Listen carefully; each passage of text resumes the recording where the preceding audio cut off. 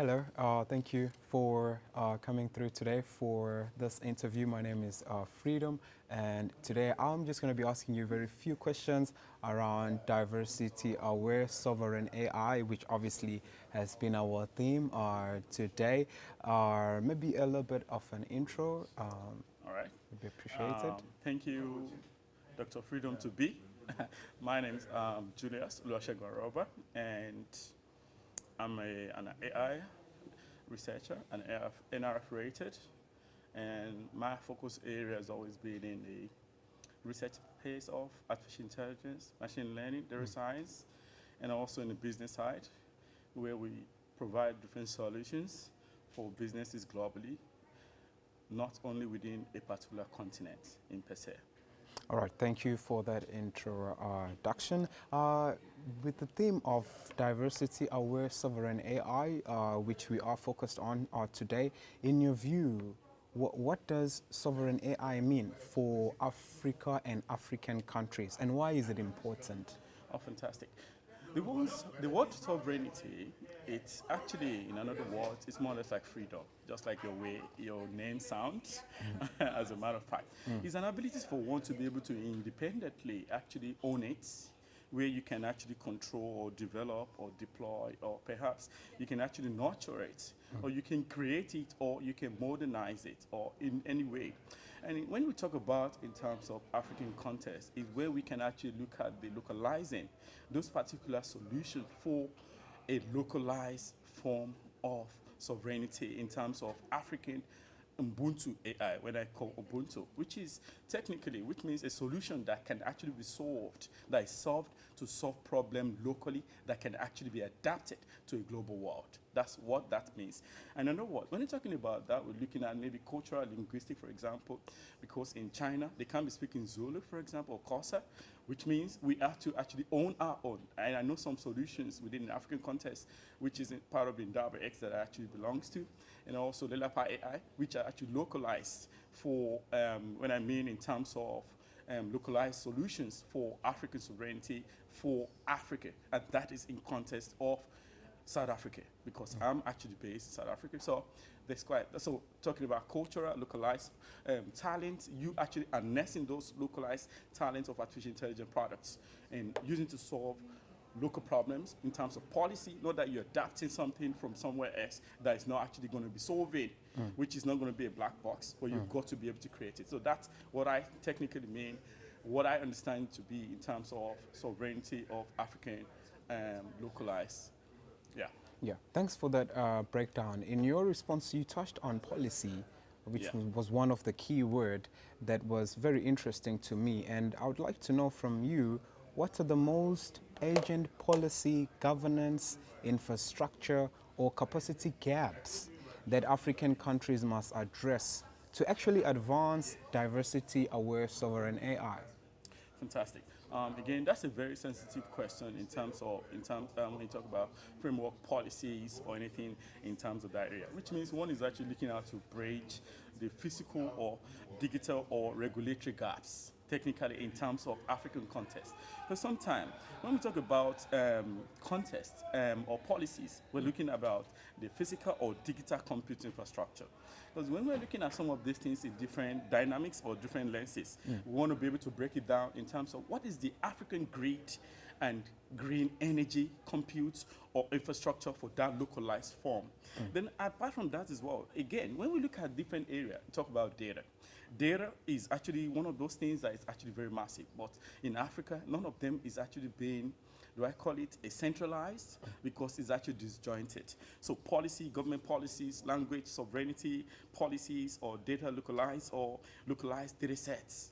Some of these things are what I terms as some of the what I call infrastructure or African policy that could actually help if we're able to create something, a framework that can be adapted, so that even African countries or African nations or universities can actually look at this in a context where it's going to be able to be adapted, which means I call it an agile policies, not a fixated policies. If the policies are created for it to be agile in nature, that can be able to be changed, version this, version that, without looking at the European Union policies and applying to Africa. That is the only thing that could help us if we're able to look at data governance, language sovereignty, human capital, research capacity, or STEMs, or AI literacies, or regulatory harmonizations in different areas. These are some of those things that can, if we're able to put it in place in Africa, within the context, it's going to be able to help us to have this framework that can be localized and put in place for this. Thank you. Very insightful breakdown on your response, which I very much enjoyed. Now, we understand obviously that Africa as a continent belongs in the globe. So we are part of the world. And my question, I mean, within that context is how can then African countries benefit from global AI collaboration in particular while maintaining local control over their data, infrastructure, models, knowledge systems, etc.? Right. With that particular question, I can actually I can put it into four sub subcategories. When we talk about subcategories, I can actually look at in the area of tailor-made technologies, where joint ventures within university or within the organizations or private partner government entities collaborating with institutions, where you can actually have interdepartmental or governmental or interdisciplinary hubs where you can carry a research that is actually locally based and you can be able to solve a local problem with the advent of AI inclusivity into that. Again, we're looking at maybe building a high-performance data centers, for example, which one of the speakers actually talked about that in the world, there's only 3 hubs for data centers globally. South Africa is one of them, and you talk about maybe America and all the likes. So all of these things, that's one. Then the second one is about in terms of compute infrastructures. When we look at AI collaborators optimization within the communities, rural areas, where you have the real farmers that are actually doing the work. But now, the institutions should be able to build an AI solution, which is one of the things that actually we did, and we are actually also doing at Center for Ecological Intelligence at the University of Johannesburg, when I used to be being the head of research within the Center for Ecological Intelligence. We actually went to the rural area where the farmers are actually working, but they don't have the right tools. They don't have the right trainings. Then we actually we developed different programs that actually include where they can actually compute different AI sensors and all this, monitoring most of the operations, and they actually were trained to be able to know what to be able to do to capture those data, because data is what we're talking about. You can't be talking about artificial intelligence without talking about data, because that is the lifeline of whatever we're building. That is in terms of infrastructure. Then the other one is in the area whereby we want to be talking about the sector-specific solution.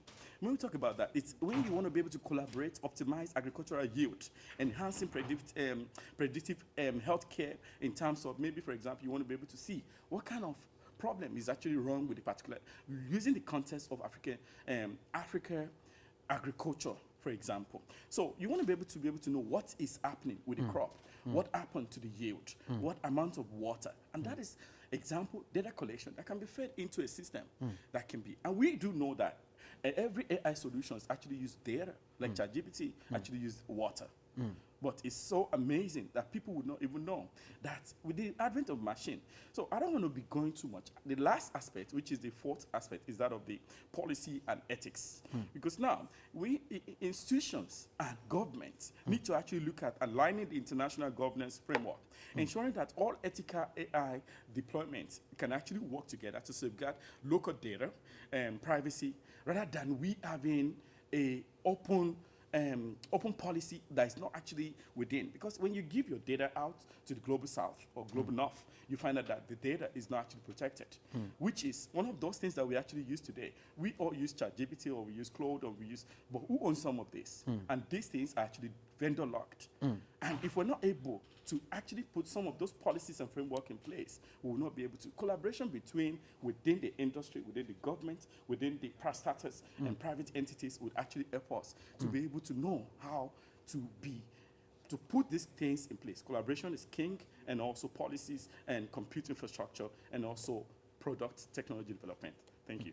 Thank you for that very detailed response as well. Maybe to touch on some of the things that you've mentioned in your response. You mentioned data, you mentioned protection, and you also mentioned farming. Yeah. And farmers obviously are part of a community or a particular community. And you say we have data that is coming out from different corners of different communities. Yeah. Now, my question would be, what safeguards are needed to protect African communities and institutions against data extraction, technological dependency, and data colonialism?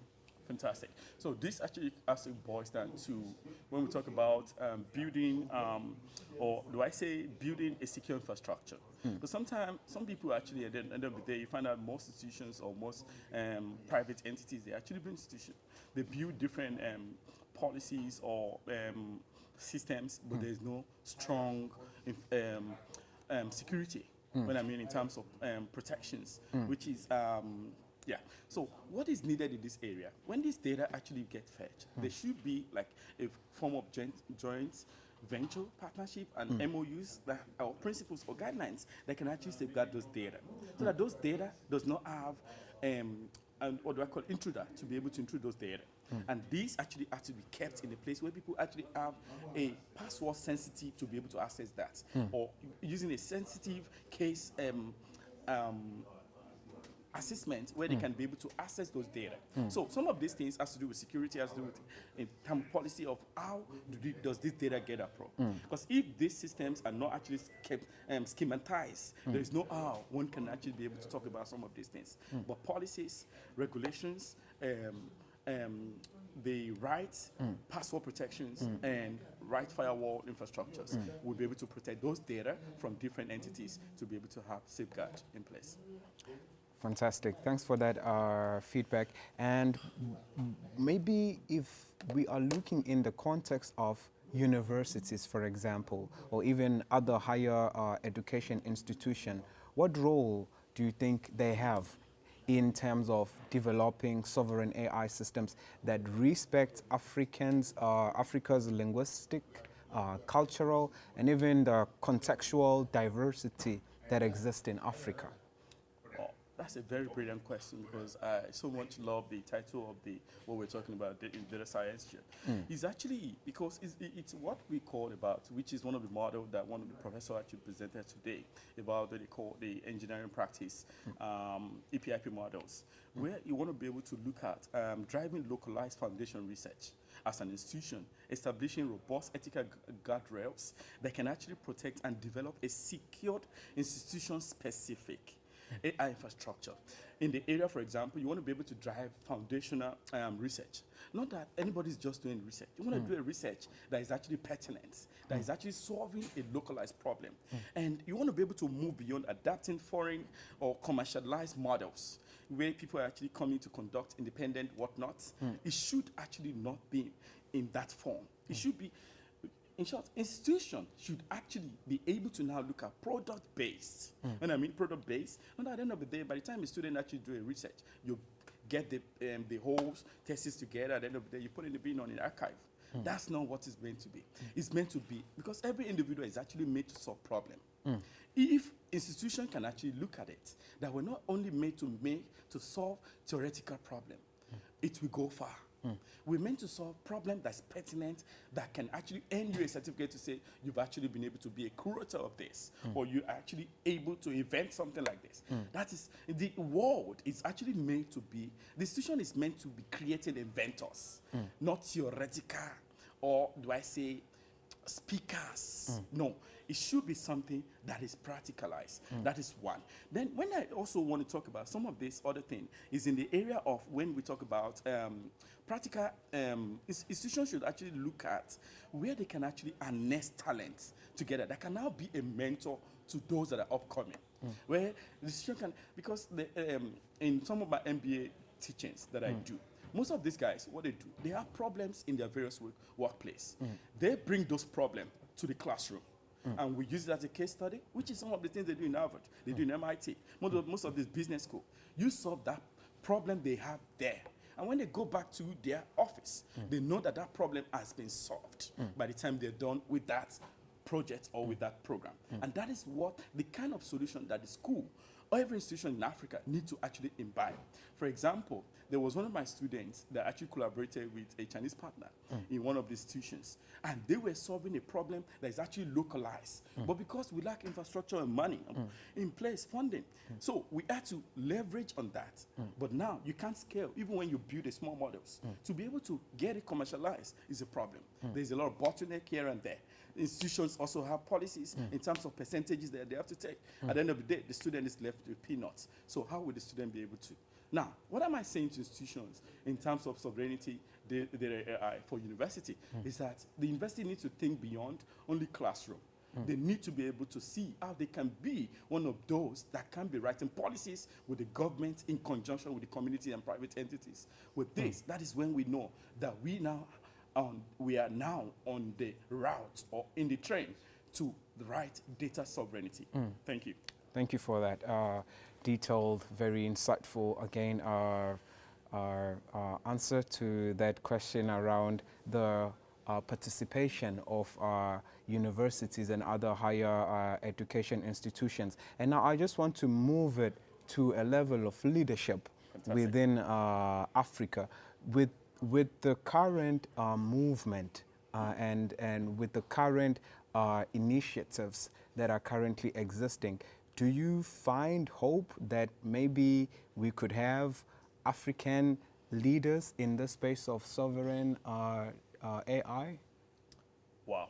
I really love that question because that actually, about 10 years ago, I actually joined the Affecta AFC FCTA movement, where because they have various countries that came together under the African AfriExim, African Import Exports. And they always have an annual meeting and annual policies and all of those. And this actually consists of 55 members of countries that are within the African region. And what is their mission? Is to boost African intertrade. And also is to industrialize and value-based addition for individual, for private entities, for government entities. And now their third mission was to look at continental agencies, where those we actually allow them to be able to negotiate when it comes to finance. For example, a case study, which is that of the Sir Aliko Dangote.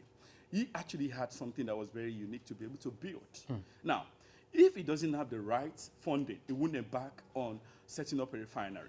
If there is no adequate policy with the government and the African affectors, there is no how you can be able to institute a gigantic, huge program of such, or as a product of such. And at the same time, if we now come down now to African Union 2063 agenda, which is also one of those things that actually look at the ECOWAS and affector AFCTA to be able to have a collaboration that can be. So some of these leaders has actually started this mission. But if they can be what I call a single-side African, African free trade without no bottleneck from one Africa, the leaders in different areas or different entities will be happy because policies are easy. You don't need visa to go to, you don't need another passport to be able to, with that African passport, South African passport, Nigerian passport, you can be able to go to anywhere without bottlenecks, without different policies. Everybody can actually operate a single-side banks where this will actually foster more relationship with the leaders and also the student with institutions and different entities within the African. So this has actually been one of those examples that I can cite that has been of great value to leaders in different hemispheres within the affectors, AFCT, FCTA. Thank you for that. And would you say, for example, this initiative that we have here today, Data Scientia, is also part of such a hope that we can see one of the African leaders emerging in the space of diversity-aware sovereign AI? Absolutely, yes. Now, why do I was so, there's one thing that actually got me fascinated in the area of when I heard that this is the first of its kind in 10 years that this vision has been embarked upon, that they've actually embarked upon this mission. Now, seeing this and seeing different entities, different companies, different partners, everything makes it more easier. Because now it's like we're having one pot with different thing in it. You don't need to be able to go far.